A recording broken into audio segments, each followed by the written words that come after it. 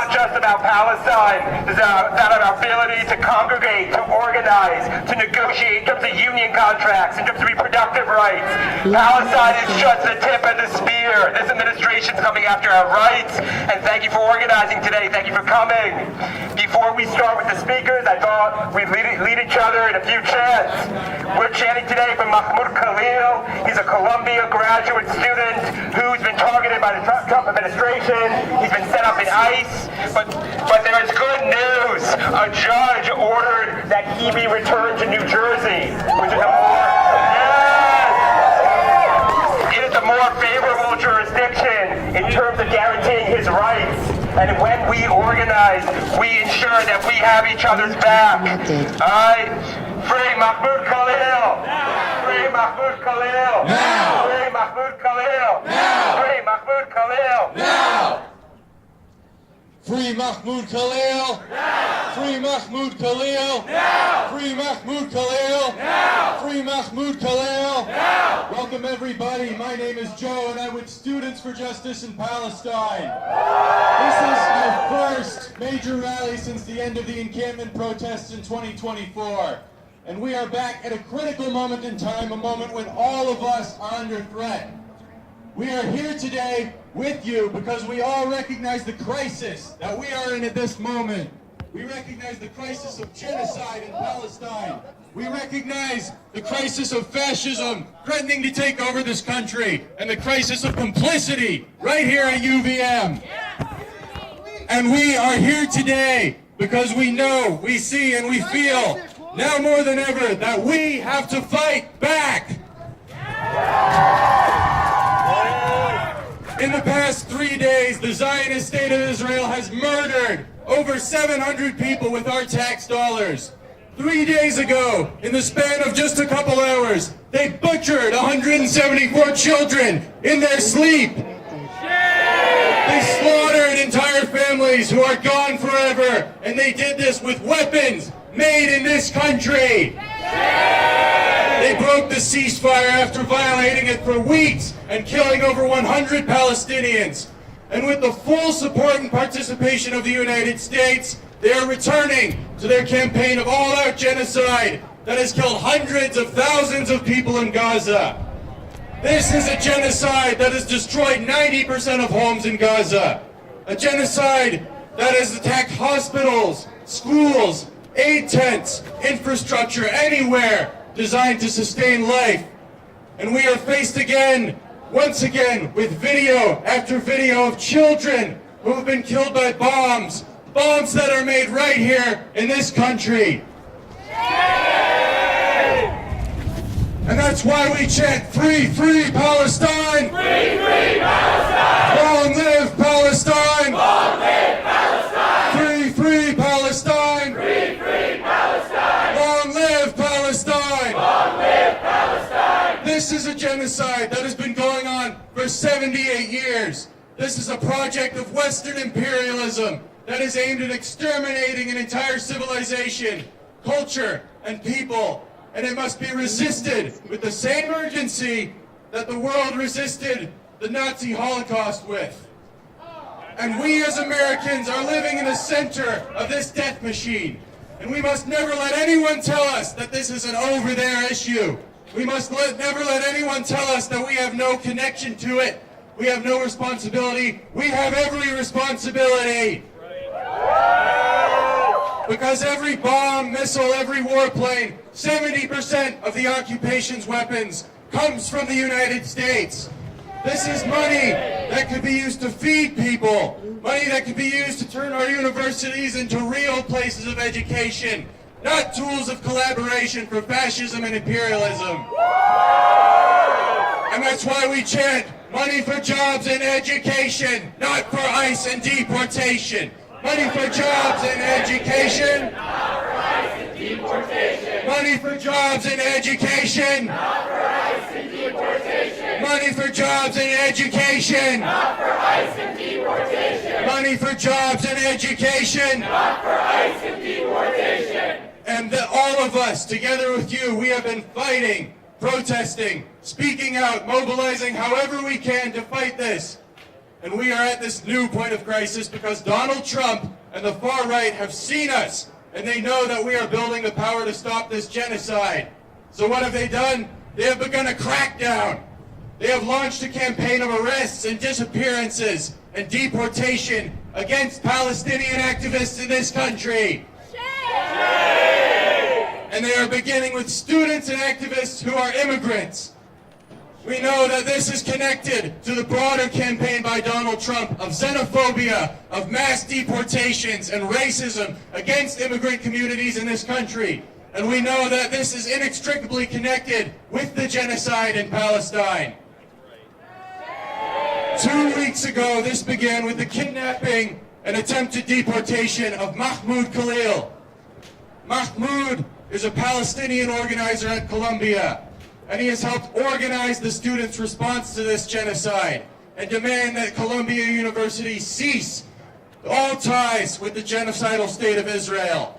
And for this, he was threatened, he was harassed, doxxed, and targeted, and now he has been arrested. And since Mahmoud's arrest, they have targeted others. And we know that they will not stop with immigrants. They will come for all of us if they can come for Mahmoud Khalil. So we have to stand up everywhere in this country to demand the immediate release of Mahmoud Khalil. Free Mahmoud now! Free Mahmoud now! Free Mahmoud now! Free Mahmoud now! Free Mahmoud now! Free Mahmoud now! And they have said explicitly that the people they are kidnapping have not broken the law. They say that they are threats to the foreign policy and national security of this country. We know what this means. We have seen it before. In Germany in the 1930s. We have seen it in this country in the 1950s and 60s and 70s. And we have seen it in Palestine at the hands of the occupation for the last 78 years. And we have to understand that this is interconnected. We cannot ignore the violence that the United States doles out to the rest of the world and be surprised or silent when it comes home to the United States. So we know that we are on the precipice of fascism in this country. And we are living in a terrifying time, but we must not let ourselves be terrified. Because you know why they're arresting our activists and our organizers and our leaders? Because they are terrified of us. And when they begin to crack down on us, our response must never be to surrender, must never be to capitulate, or for us to think that we can keep ourselves safe by keeping our heads down or by staying out of trouble. No, we have to fight back.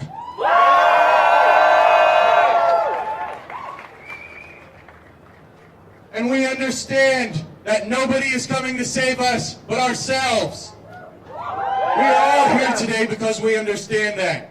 But you must know that we will not fight back just by showing up at a rally or chanting a slogan. We will not defeat fascism by shouting insults at it.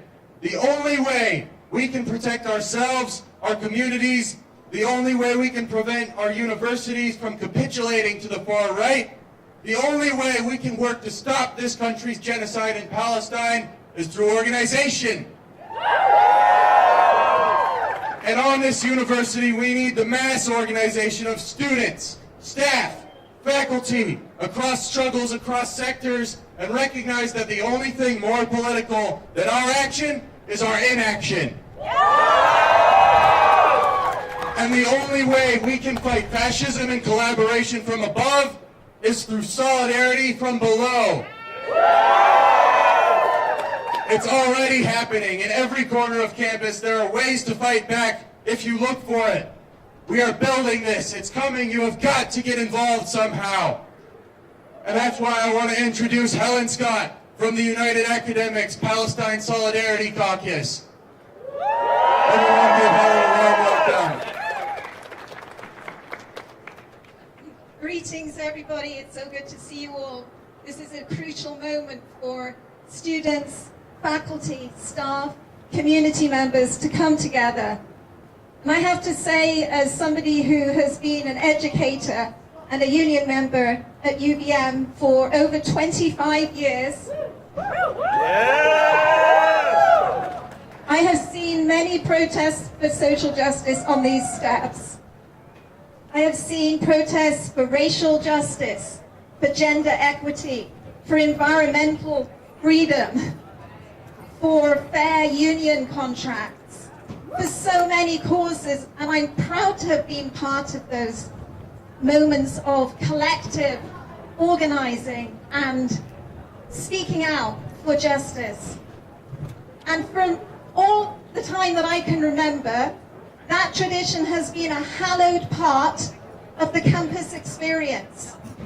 We see this process of training students to exercise their constitutionally protected rights to free speech, to assembly, and to protest. And I have to say that I never imagined that we would need to be out here now protesting for the very right to protest. This is something that we have always assumed to be the bedrock of what it is to live in this country.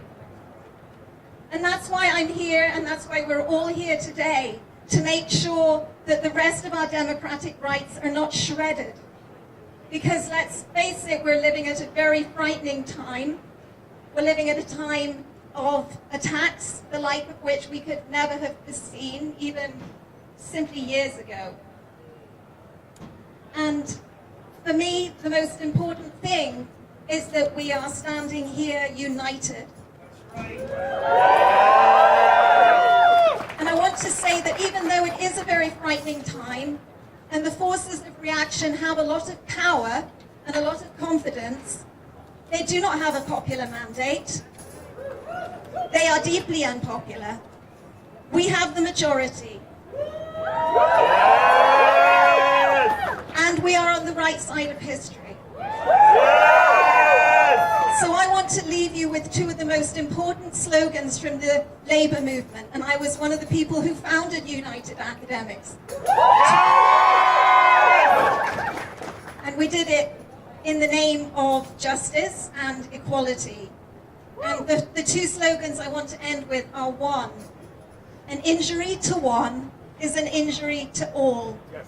We have to live by this. That means every time they come after a trans athlete, we are all trans athletes. Whenever they come after an undocumented migrant, we are all undocumented migrants.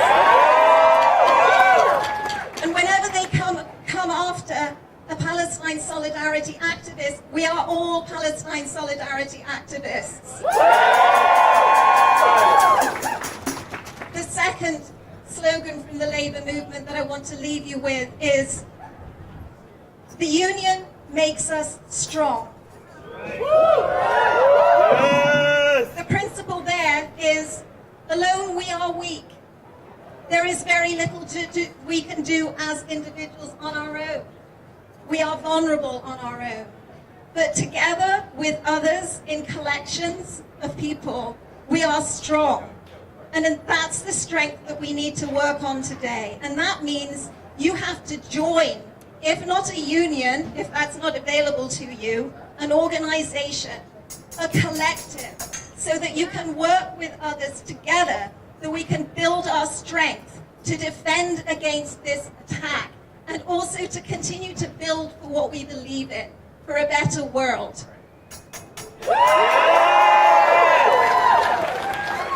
So to that end, I want to say this is not the last action that we will be taking.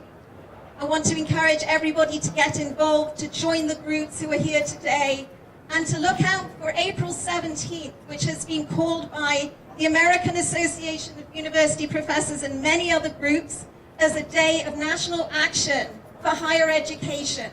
There will be rallies, there will be workshops, there will be teach-ins, there will be many other actions to defend this precious institution that we so value and that we are all part of. So look out for that, and stay united and stay strong. Solidarity.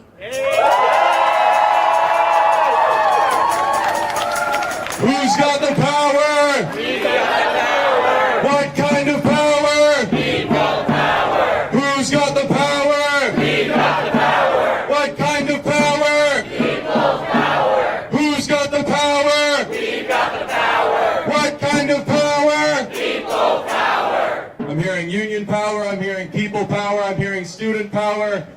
We have all the power. If we organize, only if we organize. If you are not organized, you are powerless. And we have to understand this. We cannot, again, defeat fascism in collaboration by shouting insults and by rallying. We have to take up organization and build ourselves in formation that are capable of challenging fascist power and taking political agency. And we have to understand the unique role that we have as students, because it's not just that students have been at the forefront of civil rights protests in this country and anti-war movements in this country. Right now, in this country, we are now faced with, across the country, university administrations who are signaling their readiness to capitulate to the far right and their agenda. The arrest of Mahmoud Khalil was done through the full complicity and capitulation of Columbia University. And not only that, Columbia University fired the president of their student union for his participation in pro-Palestine protests. And we have to understand this is not the case of a few bad apples. This is a systematic rot that has infected our universities. And the only way to fight it, the only way to fight these capitulating, complicit bureaucrats is through organization from below. So we have pamphlets going around the crowd. We, SJP, say, come to our general body meeting tonight at 6:30 in Lafayette 107. But if you're not a student, we need you to continue to get involved in other ways. Join your union. Join your Palestine Solidarity Caucus. Join any organization that enables you to fight this more effectively. With that, I want to introduce Max from Graduate Students United Palestine Solidarity Caucus. Hi folks, thank you so much for coming out today, standing in solidarity, because this is not just about Palestine. And again, my name's Max Schindler, History Department, Grad Student Union, but I'm also here as an Israeli citizen. Some of you work for Israeli journalism, and I'm asking each and every one of you here, we have friends and family to chat with, to persuade, to radicalize. We know people and loved ones in our lives who may not agree with us, and I ask when we leave this rally today, we talk to them, we reach out to them, and the folks on the steps and the students walking by, maybe you don't agree with us, and that's okay, but I'm asking you to look at the news, look at this Trump administration gutting hundreds of $millions in science funding, imperiling the university, and even if you don't agree with us, they're coming after campus activism, they're coming after labor organizing. I ask of you, please stand in solidarity with us on this mission, and that is what Graduate Student Union organizing is all about. We are strong together as we negotiate our first contract. I ask, stand with us, because labor solidarity, solidarity with Palestine, solidarity with migrant workers, it's one and the same.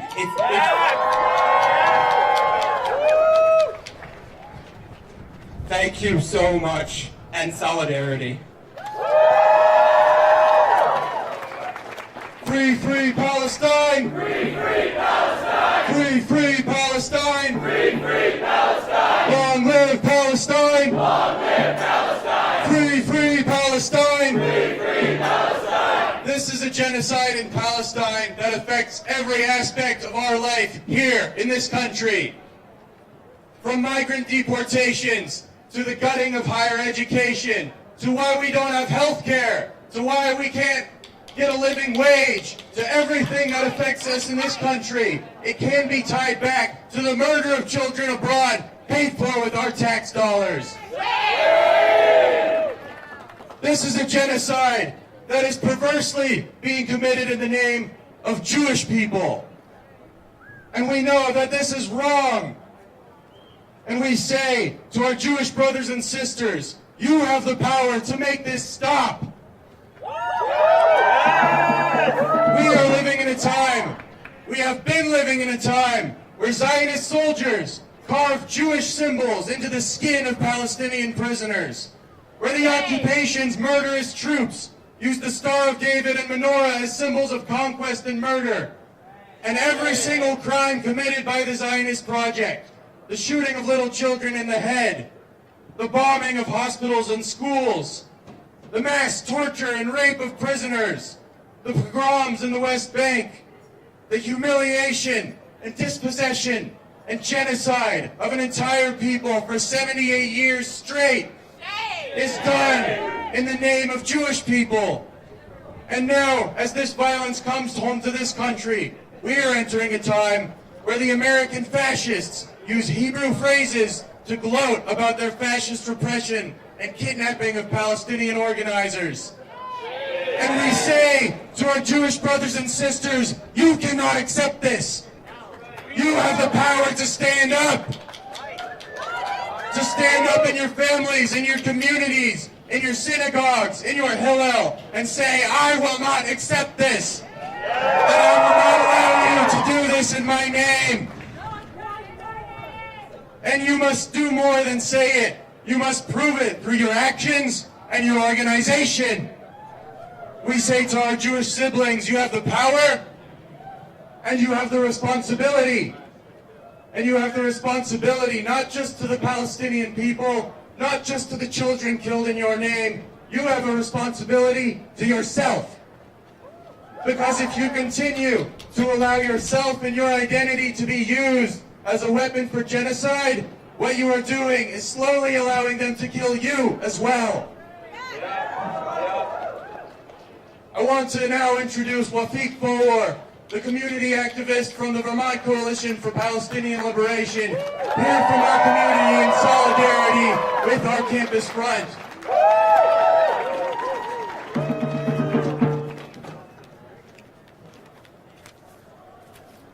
Assalamu alaikum. Free Mahmoud Khalil now. Free Mahmoud Khalil now. Free Mahmoud Khalil now. Free Mahmoud Khalil now. Free Mahmoud Khalil now. UVM, we are back and we are not afraid. Bear with me, be patient. From Mahmoud Darwish, our poet, to Mahmoud Khalil. من آخر السجن طارت كف أشعاري تشد أيديكم ريحا على ناري. أنا هنا وراء السور أشجاري تطوع الجبل المغرور أشجاري. مذ جئت أدفع مهر الحرف ما ارتفعت غير النجوم على أسلاك أسواري. أقول للمحكم الأصفاد حول يدي هذه أساور أشعاري وأسراري. في حجم مجدكم نعلي وقيد يدي في طول عمركم المجدول بالعار. أقول للناس للأحباب نحن هنا أسرى محبتكم في الموكب الساري. في اليوم أكبر عاما في هوى وطني فعانقون عناق الريح للنار. From the confines of a prison fires, the first of my poems to strengthen your hands like wind does to fire. I am here and beyond the wall my trees, they hafty mounted. Since came to pay to the letter of dowry only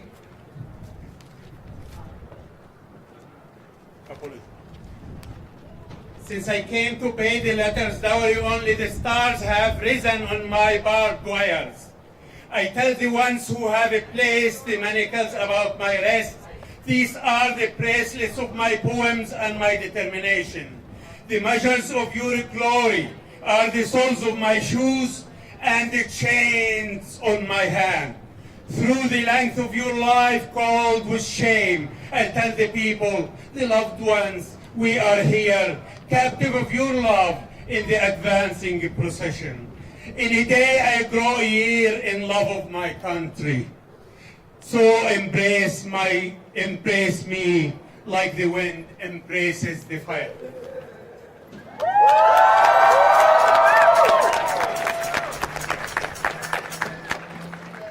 I don't want to talk much.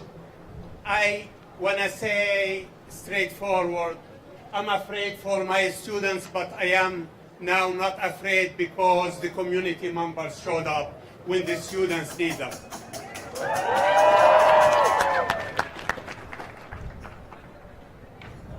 Here we are living a critical moment. While the Palestinians are facing genocide, occupation, and total apartheid, I see this institution, UVM, supporting genocide and occupation through investment. At the same time, they are writing new laws similar to Israeli apartheid laws. There are laws in this institution, one for the Palestinian Solidarity students and one for the rest of the students. This is an apartheid. For that, I wish the students of this institution to fight apartheid here at school. I ask all the clubs to protect our students. I ask all these clubs here and organizations and unions, and I will tell them that the Palestinians, Arab, Muslim students are in danger. We saw the example of Mahmoud, and we are all Mahmoud. If you think they came after the migrants, where were you? They came after the trans, where were you? They came after the Palestinians, where are you? You're going to remember that. While they are changing the laws and putting that the definition of anti-Semitism under what's so-called IHRA, we are all in danger. First Amendment's gone. America is trembling over the First Amendment. This is the last hope we have. So don't be scared. Don't be afraid. Stand with us. Support our migrants. Support our students. Support Palestine. Support Mahmoud Khalil.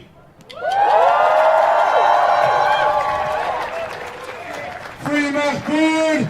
Now! Free Mahmoud! Now! Free Mahmoud! Now! Free Mahmoud! Now! Free Mahmoud! Now! Free Mahmoud! Now! Now! And we have to understand that Mahmoud Khalil's arrest is not the first, and it is not the first example of repression against the Palestine Solidarity movement in this country, and it did not come out of nowhere.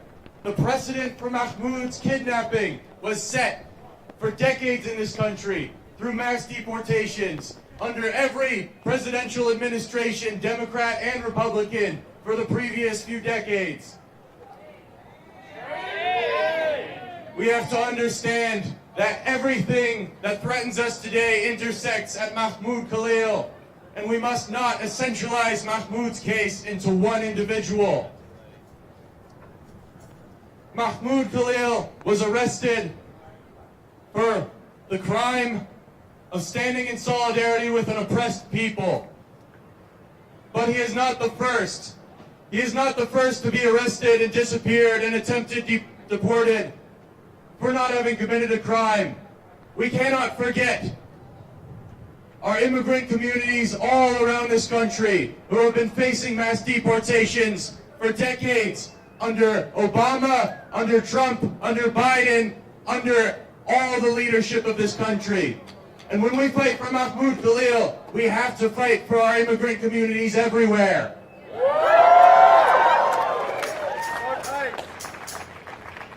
And with that, I want to introduce a speaker from Migrant Justice to deliver a statement. Everyone give it up for Migrant Justice.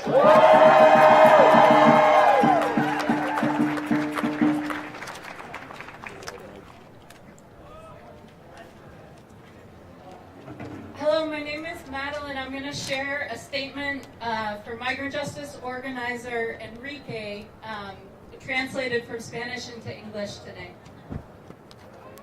Hello everyone, my name is Enrique Balcazar. I'm a member and a leader of Migrant Justice. Our community, our migrant community, which does a lot of the most difficult jobs here, things like milking cows, constructing buildings, and cooking in restaurants. We have lived beneath the shadows, dispossessed of our rights from day one upon arriving to this country. We are made to live in fear of being deported while our labor is exploited. We are the playing chips in the political campaigns, and today Trump is trying to deliver on abhorrent and horrific plans that don't respect our humanity. Despite this fear, our community has been brave in defending ourselves against these violent and racist attacks. We have organized to change reality so that the human rights of our community here in Vermont are respected.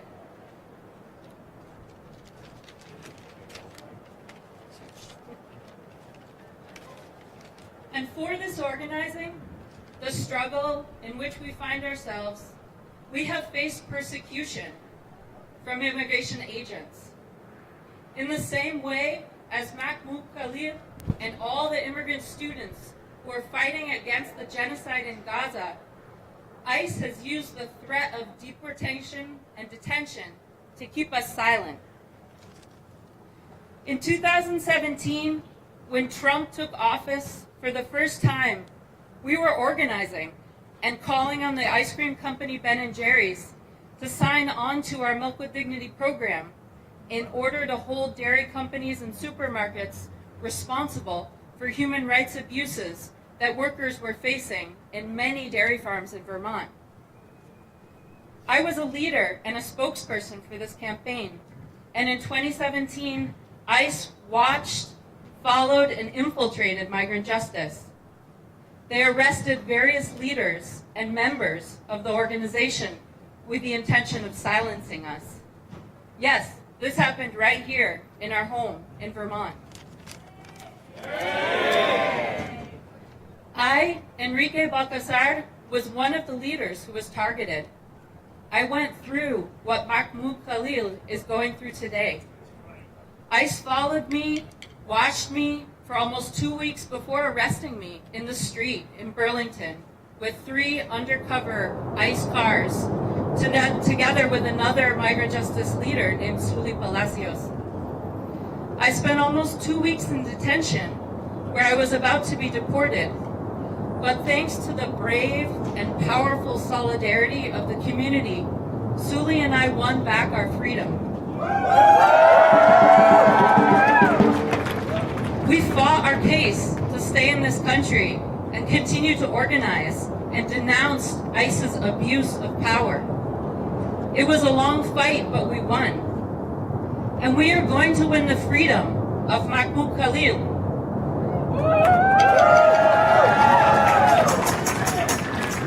What happened to him and what happened to me is an example of abuse of power. It is political persecution, and that is a violation of our civil and our human rights. That is why we are not going to stop demanding freedom for Mahmoud Khalil. He must be returned to his family and to his community. We demand that this government respect the constitutional right of freedom of expression. Free Mahmoud Khalil now! Free Mahmoud Khalil now! Free Mahmoud Khalil now! Free Mahmoud Khalil now! Free Mahmoud Khalil now! Free Mahmoud! Free Mahmoud! Free Mahmoud! Free Mahmoud! And we have to draw on the strength of Mahmoud and the strength of Enrique and the strength of all political dissidents who have been persecuted for speaking out and fighting back.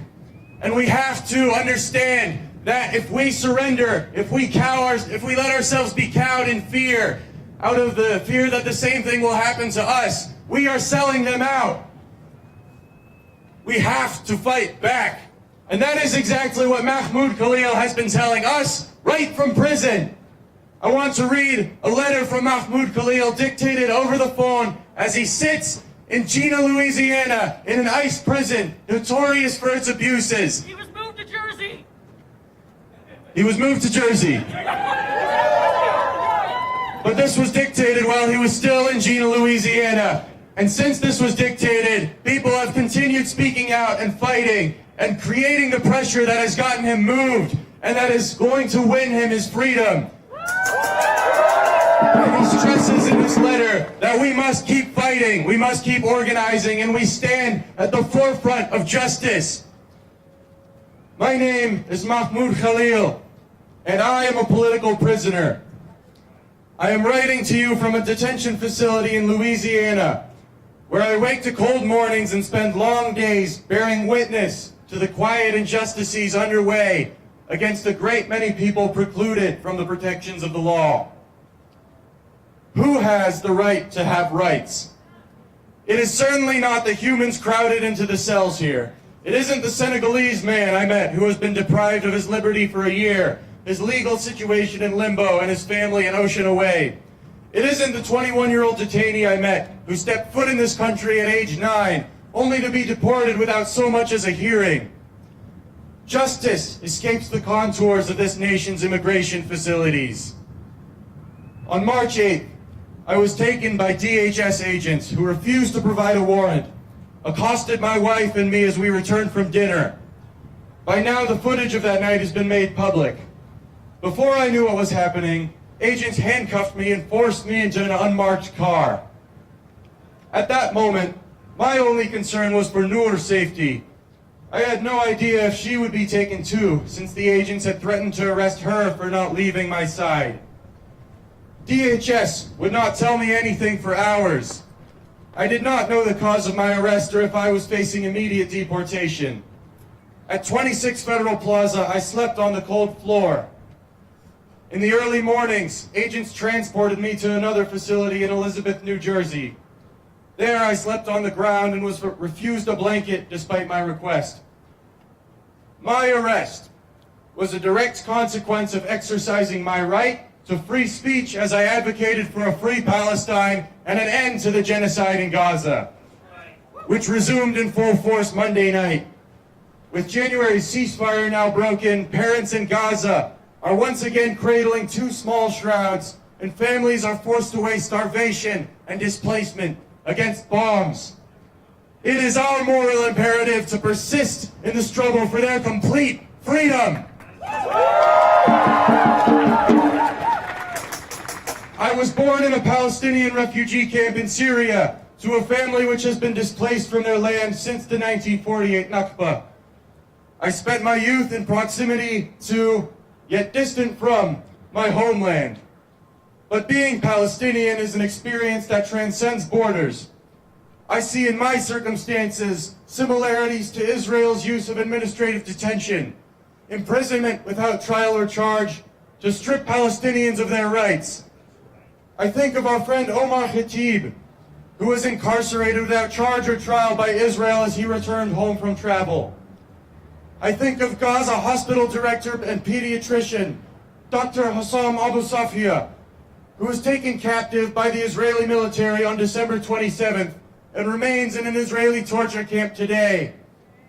For Palestinians, imprisonment without due process is commonplace. I have always believed that my duty is not only to liberate myself from the oppressor, but also to liberate my oppressors from their hatred and fear. My unjust detention is indicative of the anti-Palestinian racism that both Biden and Trump administrations have demonstrated over the past 16 months as the U.S. continued to supply Israel with weapons to kill Palestinians and prevented international intervention. For decades, anti-Palestinian racism has driven efforts to expand U.S. laws and practices that are used to violently repress Palestinians, Arab Americans, and all communities. That is precisely why I am being targeted. While I await legal decisions that hold the futures of my wife and child in the balance, those who enabled my targeting remain comfortably at Columbia University. Presidents Shafiq, Armstrong, and Dean Yarimilo laid the groundwork for the U.S. government to target me by arbitrarily disciplining pro-Palestinian activists and allowing viral doxing based on racism and disinformation to go unchecked. Columbia targeted me for my activism, creating a new authoritarian disciplinary office to bypass due process and silence students criticizing Israel. Columbia surrendered to federal pressure by disclosing student records to Congress and yielding to the Trump administration's latest threats.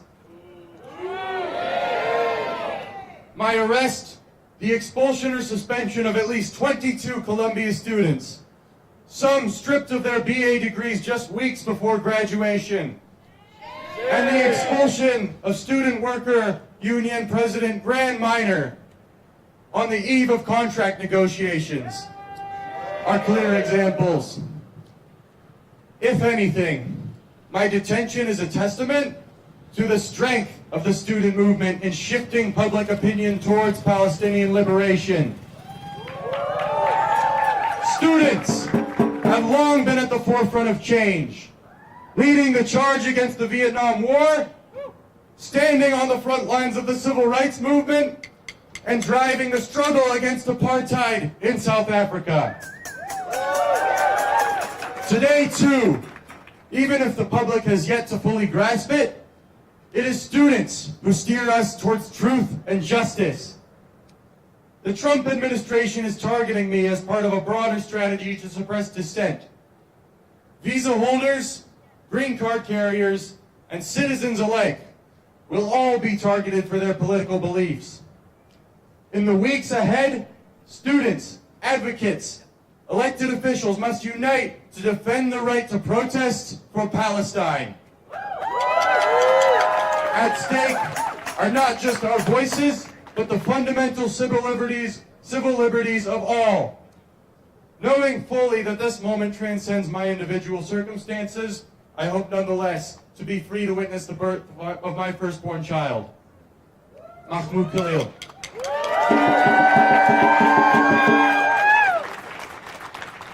We all know that the suppression of political dissent and this McCarthyite campaign to repress activists is designed to get us to shut up, to create a chilling effect, to make us go away out of fear that we will be targeted as well. And the only answer to this is to be louder. The only answer to this is to double down and to sacrifice for Palestine. We have to look to the strength of the Palestinian people who have been experiencing this for 78 years. We have to look to the strength of prisoners in Palestine, for whom this kind of repression occurs tenfold and has been going on for decades. Our members in Students for Justice in Palestine a month ago spoke with student activists in the West Bank. These are students just like me and you, who go to classes, who want to receive an education, to earn a better future, and who do the same thing as we do. Organize for their rights, organize protests, get together and fight back against injustice. And for doing the same things as we do, they face kidnapping, torture, humiliation, beatings, imprisonment, and murder. And yet, they do not stop. And I remember one brave student activist said to me that the students, when we protest in America, inspire them. Imagine that. Imagine a world where we are the ones positioned to stand up and inspire them instead of the other way around. It is backwards, and we must do it anyway. And I remember the student said to me, we are inspired when American students stand up for one simple reason, because all of you can go about your everyday lives. You can keep your heads down. You can go to your classes. You can get a 9-to-5 job at a corporate office somewhere. You can earn money. You can move to the suburbs. And you can ignore the atrocities that are committed on top of your existence. You can ignore the blood that is paid for your comfortable existence. And in Palestine, the students do not have an option to fight back. But for us, it is a conscious choice. And when we do it anyway, we have the power to change things.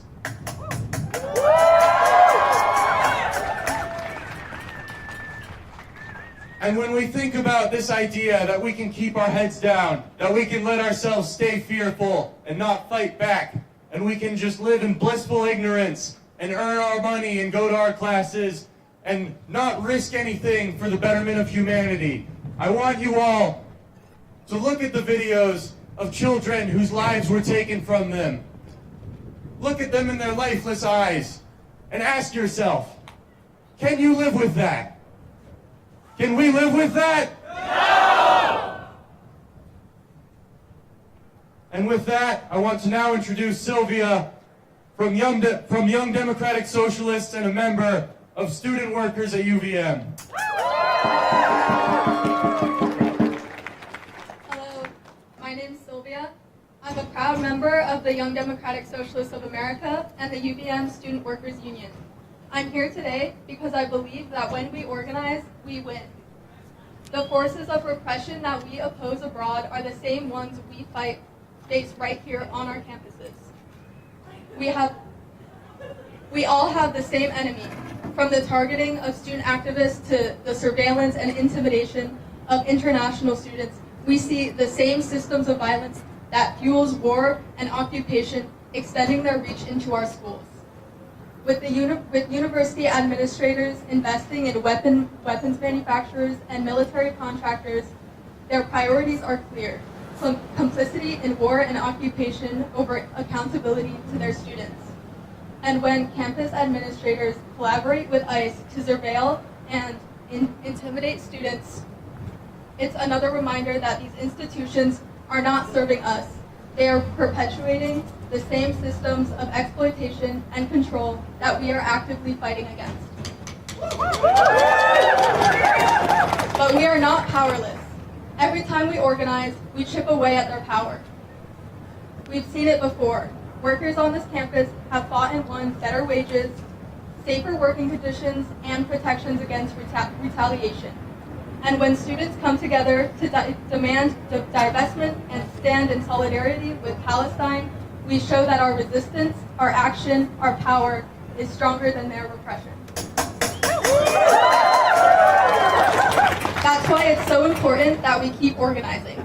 Unionizing isn't just about contracts and paychecks. It's about building collective power to challenge the institutions that profit from war and exploitation. It's about protecting each other, defending our right to dissent, and standing up for what's right. If you're a student worker, this is your fight too. The most powerful thing we can do right now is grow our union.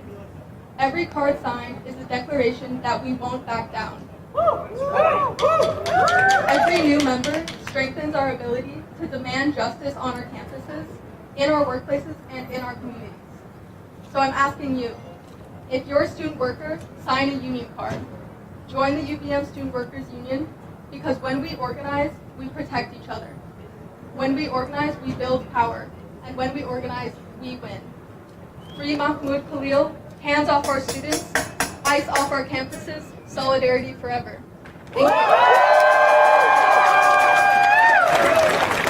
And we have to say it again and again. If you are not organized, you are powerless. And when we organize, we have all the power. And when we fight, we win. When we fight, we win. We fight, we win. We fight, we win. We fight, we win. We fight, we win. We fight, we win. And we have to understand that University of Vermont is not some isolated oasis from the national developments. It is not clean. Its hands are not clean. from the capitulation that universities have been ceding to the far right all across this country.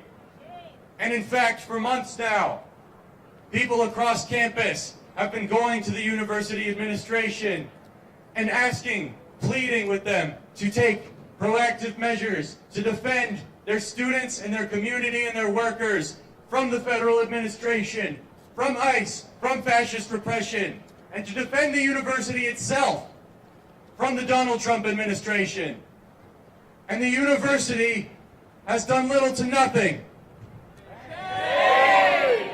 And we have to understand that they will continue to do nothing unless we get together and organize and create the pressure from below to force them to act.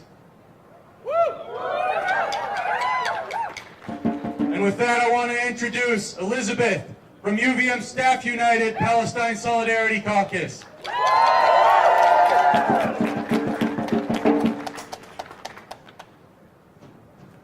Today, there is so much I could say. Today, I can speak about the genocide in Gaza. As someone who works in higher education, I can talk about the parallel scholasticide, the destruction of all universities, educational infrastructure, and the murder of professors, students, and staff alike. Today, we are reminded of the request from Palestinian trade unions for global solidarity, that this is a picket line we should not cross. Today, we see the never-ending legacy of the Nakba. And this week, we have seen the ultimate end of the so-called ceasefire that Israel never planned to abide by. Today, Mahmoud Khalil reminds us that we live in a world where our political elites seek to punish and suppress dissent, and where we are all going to become targets of that. Today, all of this is clear. So where do we go from here? Where do we go tomorrow? We get organized. We recognize the responsibility and the duty we have to Palestine and to all of us to stand together and to do the serious, hard, and extensive work of solidarity. To identify that our collective liberation is inextricably intertwined with one another, and take seriously the resilience of Palestinians who have known this like the back of their own hand. To take a stand against the forces of imperialism, the forces of capitalism, and the forces of fascism that have destroyed so much and are seeking to destroy us now. To take seriously the reality of Palestinian liberation today as a microcosm and amalgamation of the crises of this 21st century, whether that be the climate crisis, militarization, reproductive violence, racism, transphobia, and all other forms of injustice across this world. So please, if you are a union member on this campus, get involved with one of the Solidarity Caucuses. There is no one coming to save us, and there is work to be done. Free Mahmoud Khalil, hands off our students, solidarity forever, and free Palestine. Thank you.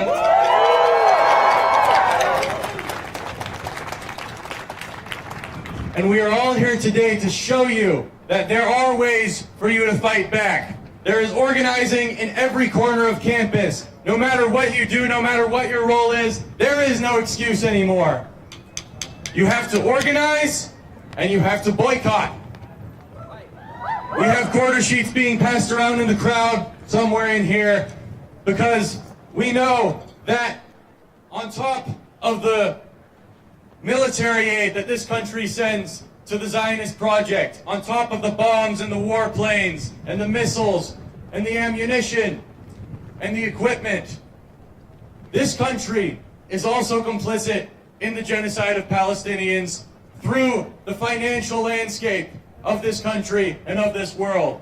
And we have leverage there. We can use our wallets to fight back against that, and we can organize boycotts of products of companies that are complicit and contribute to this genocide.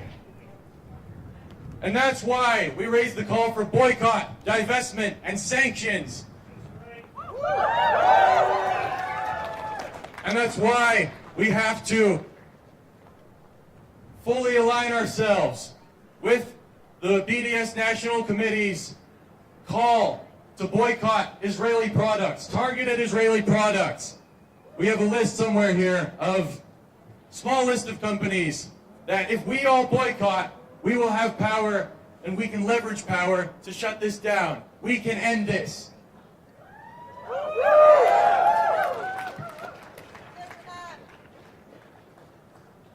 We've been here for about an hour and we still have more speakers, but thank you all for being here because you understand the urgency of the moment we're in. This is what solidarity looks like. So I want to introduce Crystal from Vermont Healthcare Workers for Palestine. Hello, everyone. I don't have anything prepared. This is just going to be kind of off the head, so forgive me for the lack of organization. But like Logan said, you know, it can seem we have a lot of ways that we can fight back. And you've heard over the past hour, you've heard people say over and over, get organized, get involved. And you know, many of us have had the chance to meet great people that are incredibly helpful, have led our organizing journey, connected us, and but for a lot of people, it still feels, you know, that's great in concept. I would love to do that. I'd love to get involved, but how? How do I actually do that? And like Logan said, we can choose where we spend our money. We can choose, we can choose whether we do or don't support companies. One fantastic example: a lot of people have boycotted McDonald's. Surprisingly easy to not get a burger and some fries. And everyone I know that hasn't been involved in the movement, a year and a half strong without McDonald's, no change to our lives, but we've made a very clear impression that we're not going to support companies that support the genocidal army of Israel. Now, I'm here with Healthcare Workers for Palestine, and we're launching a campaign today called Generics Without Genocide. Now, I want to tell you exactly what that is, how you can get involved, and set aside any potential anxieties about it. Again, the thought of boycotting seems very difficult in a lot of ways, beyond like, oh, I just won't get this one company, because it's like, if I need this item, where do I go elsewhere? I have to do this research. How do I know it's going to be as effective? And I want to specifically speak to one of the major boycott targets, Teva, an Israeli pharmaceutical company, and I'm going to let that win pass. I want to speak specifically to Teva and how you can switch away from Teva without any risk of changing to price or health. Now, as I mentioned, Teva is an Israeli company that makes generic medication, but they also are the largest generic medication provider in America, and they operate in over 60 countries across the world. Teva has been sued for billions of dollars and has had to pay out hundreds of millions of dollars to America, to companies across America, and settled with multiple states, including the state of New York, for repeatedly violating false claims acts and for creating false generics, as well as there was something with opiates that I can't even remember, but it was in the billions that they marketed and advertised an opiate that, without disclosing the risks of addiction. Clearly, even here in America, without even getting into what they're doing in Israel, this company does not care about the well-being of Americans. But when we get over to Israel, Teva has directly profited off of the genocide of Gazans and the legal occupation of Palestine as a whole, but also of the West Bank. They have done this by having a total monopoly on medication in the Middle East, and they have violated international law by withholding life-saving medication from Gaza during the Gazan genocide that started in 2023, pretended to pause for a second, and has now been ongoing to this day. Now, I spoke with Omar Hamad, who is a Palestinian pharmacist. I've been in touch with him. And in fact, today, we were going to launch this campaign with him sharing the link. He cannot share the link because he, living in Bein Hanut, was bombed and had to flee. He is actively displaced as Israel resumes its genocidal attacks on Gaza that it never truly intended to stop. So, regardless, I'm going to speak direct. I've shown Teva is horrible, but you can easily Google Teva lawsuit, Teva genocide, Teva Israel to see their many stances in support of the Israeli army and their many lawsuits they've had in America. But now I want to speak to how you can switch. At Generics Without Genocide, our goal is to encourage you to call your doctor, call your physician, call your pharmacy, and say, I do not want my medication to come from Teva. Generic medication, for those who don't know, is certified by the FDA to be exactly the same in terms of how you take it, the effect on the body, and this has to be shown in a lab setting as the name brand. Generic medications are a lot cheaper because after the copyright has ran out on the original medication, you can get them, you can make the same thing for much, much less. But there's not just one generic medication. And I say this as someone who works at a pharmacy. We often switch the generic medication for whichever one we have available. You have likely had the generic medication you take switched all the time without knowing. For this reason, we highly encourage people to call their doctor, to call their pharmacy, and say, we do not want our prescriptions filled with Teva medications. Now, of course, I should mention, while the effect of the medication will be the exact same, not all generics have the same binding agents. So, for example, if you had a medication that uses, lactose as a, minor binding agent, and you have a lactose intolerance, obviously you would want to check with the pharmacist. So if you do make this switch, please, of course, check with your pharmacist. But you have the legal right to ask your pharmacist to switch to a different generic, and the pharmacist cannot say no. You have the legal right to ask that your doctor include on the prescription that it is not filled from Teva, and they do not have the right to not fill the prescription for you and send it to the pharmacy. You also have the right at any time to ask your pharmacist of any potential changes that may come from switching to a different generic. And of course, they have to tell you this and cannot refuse to do so. Insurance companies, additionally, in general, there's a few small exceptions, but they, by and large, cannot charge differently for any generic medications. That's why if anyone has used GoodRx, when they bring it to the counter, you don't say, oh, I want this brand, you say, this is the medication. For nearly every medicine that is available in a generic version in America, there's another generic company that is not directly funding the genocide in Gaza, that is not monopolizing access to medicine in the Middle East, that is not denying life-saving medicine to the people of Gaza and to the West Bank. Now, I want to finish by saying two things. First, there's a much bigger turnout than we thought there would be today, so we kind of ran out, which is great problem to have, but we accidentally did not print enough flyers. So please, if you're interested, I will read the link to it. It's going to, and so I'll let everyone take out their phones if they'd like to type it in and don't have a copy of the flyer. I'll give 5-10 more seconds for that. Okay, so it is a link tree with links to questions and explaining what we do and scripts that you can use to call your pharmacist and your doctor. It's linktr.ee/generics without genocide. Once again, that's linktr.ee/generics without genocide. Please also follow Omar Hamad on Twitter. He talks a lot about the way that our country and the companies we use continue to support the genocide, the occupation, the theft of land in Palestine and across the world, and we can do our part to stop it. Thank you.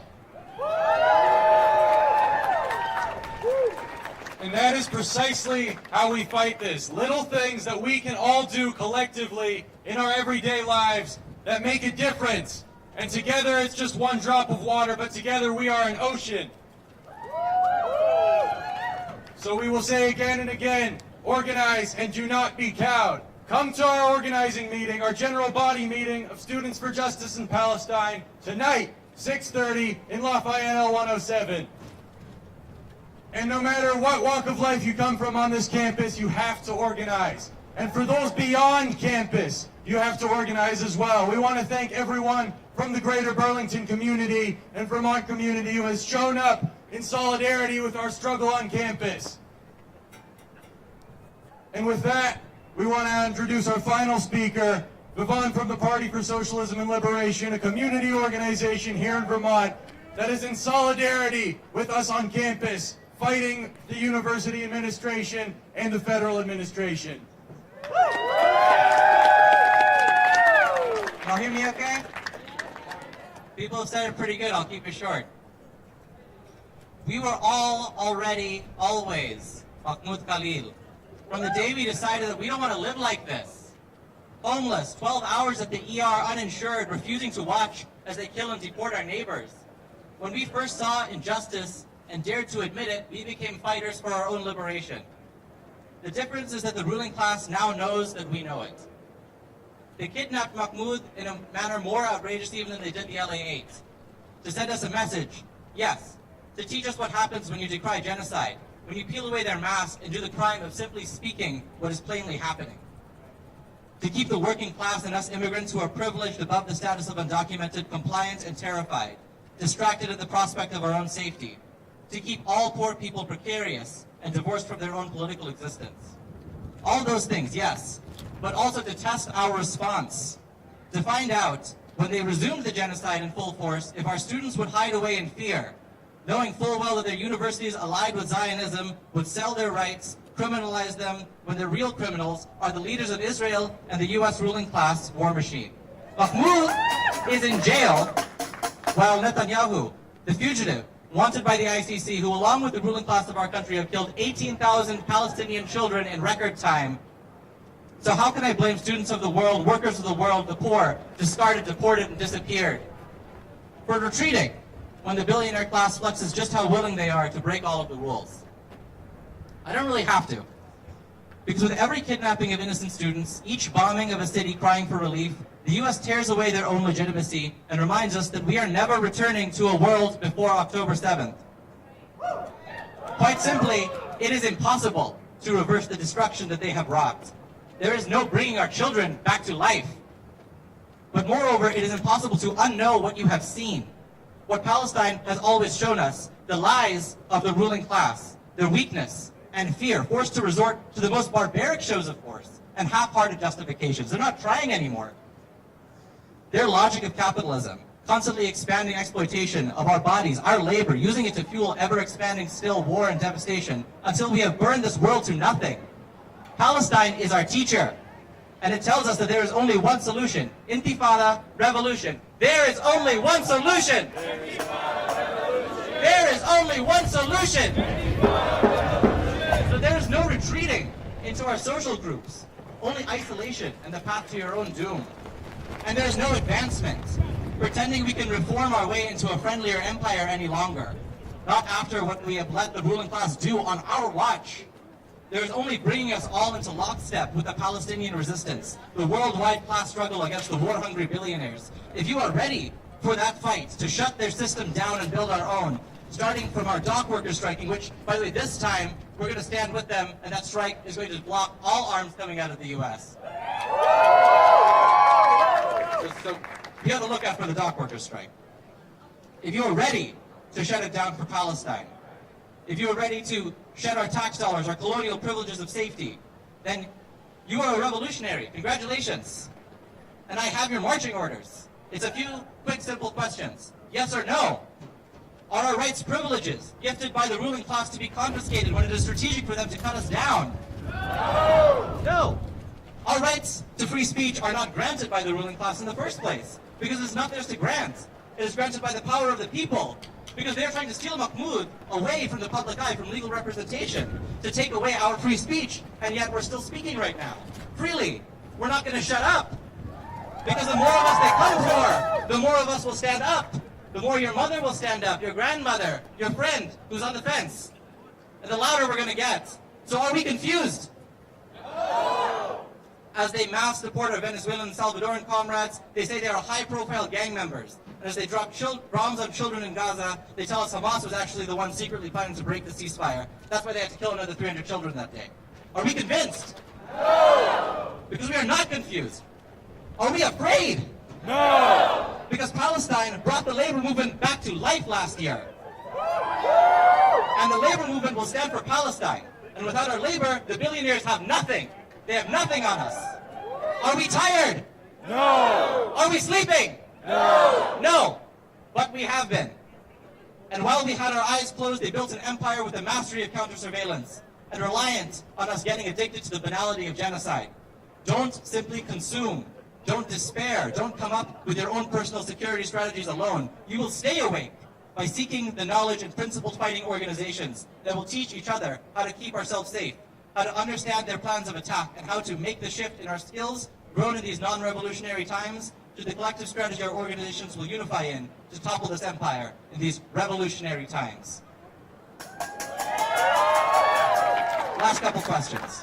Are we going to let the Trump administration, alongside Zionist academia who opened their arms to him, get away with kidnapping Mahmoud?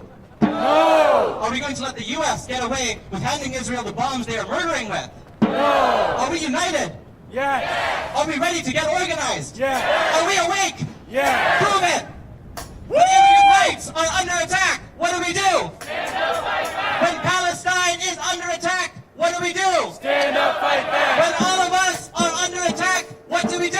Stand up, fight back!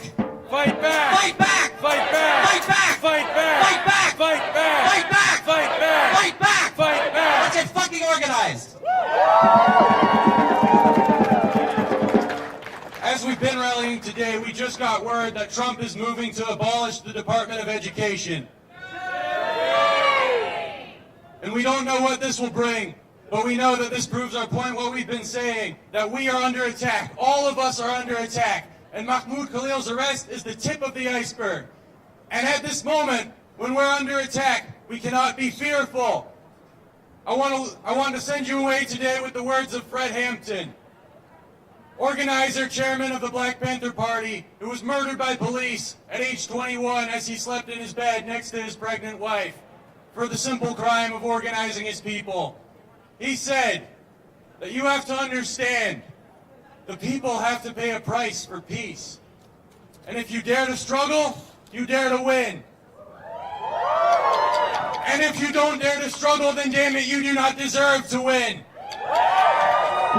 Let me say peace to you if you're willing to fight for it. Come to our general body meeting, join your union, join your Palestine Solidarity Caucus. Do not stop fighting. Do not be afraid. Fight back. Fight back. Thank you all. Solidarity.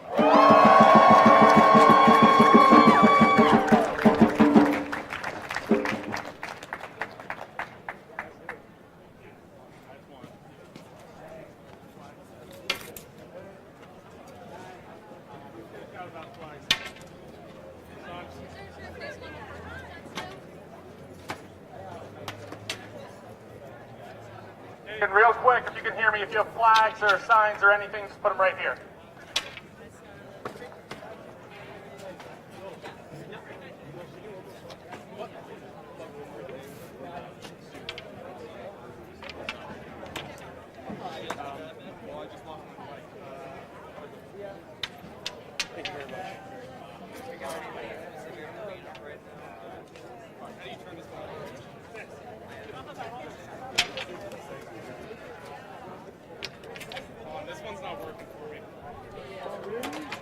I don't know if this is working.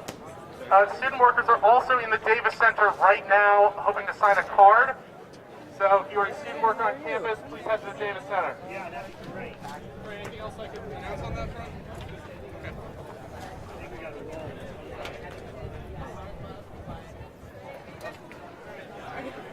I saw Alex. I was like, at first I was confused because I thought that they were like standing with them. I was like, oh, and then I like watched them just like.